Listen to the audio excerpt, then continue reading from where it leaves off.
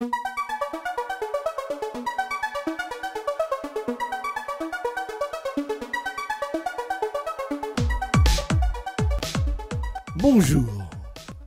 c'est l'escalade du cynisme.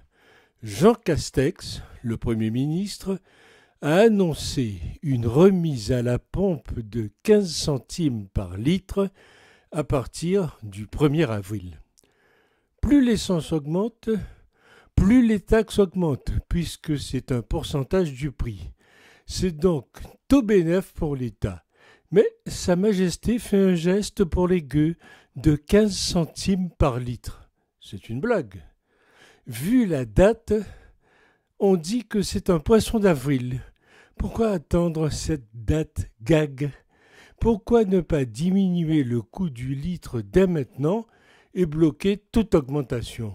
Comme l'avait fait, pour ceux qui étaient nés, Pierre Bérégovoy, un autre Premier ministre en son temps.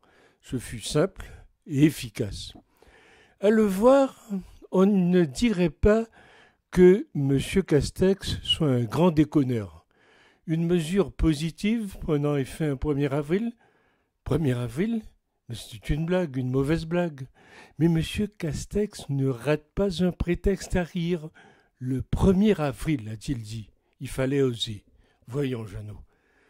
Avec la remise des 15 centimes, l'État rend à la volaille plumée une partie des recettes supplémentaires. Une générosité low cost et avec un créneau horaire de choix, 10 jours avant le premier tour des présidentielles. Mais ils achètent littéralement l'élection, c'est incroyable. Le gouvernement paye l'essence, qu'on importe, à la place des gens.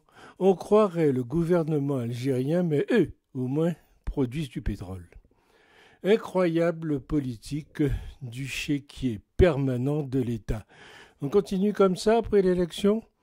Le plus ironique étant que d'ici là, si les prix continuent d'augmenter au même rythme, malgré cette remise, les carburants pourraient être plus chers qu'aujourd'hui. Rien que dans la semaine dernière, le gasoil a augmenté de plus de 20 centimes au litre. 15 centimes, je veux bien, mais nous sommes à mi-mars. Quelle sera l'augmentation d'ici le 1er avril dont le signe zodiaque du jour est le poisson ? Pardon ? Le poisson, obligé de mordre à l'hameçon donc ? Quant à appliquer cette remise pour tous, c'est avouer que l'inégalité est l'égalité pour chacun, tous égaux devant ces inégalités diverses, de la différence entre chiffres et motifs, mais c'est juste une opération marketing à 10 jours de l'élection. Toute personne déclarant que cette remise arrive comme par hasard 10 jours avant l'élection présidentielle sera condamnée à cirer les pompes de Sa Majesté. Les 65% de taxes sur les carburants rapportent 40 milliards à notre cher État. Il nous en rend royalement 2 milliards 4. Ce mirifique cadeau enjambe l'élection présidentielle et les législatives. Votez pour moi, vous dis-je. Peut-on imaginer mesure plus démagogique ? Il fait payer un plein à 100 € et ose dire que la population doit baisser ou couper son chauffage pour se geler les castagnettes. Le 1er avril ? Mais pourquoi attendre encore 2 semaines ?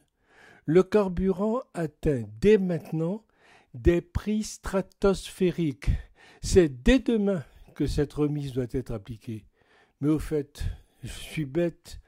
L'énarque à l'accent du terroir a choisi cette date, car c'est sûrement un beau poisson, à moins qu'un autre événement ait motivé son choix.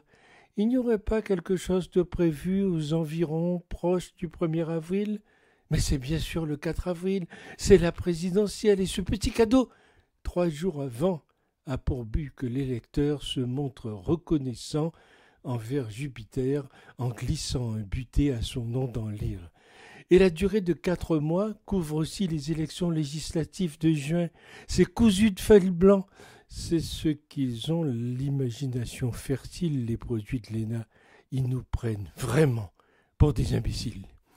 Le ministre de l'économie avait prévenu, nous allons faire une guerre économique totale à la Russie. Résultat, En France, le prix de l'essence a grimpé à 2,20 €, alors qu'en Russie, je me suis renseigné, il n'a quasiment pas bougé à 0,35 € le litre. Kipuniki.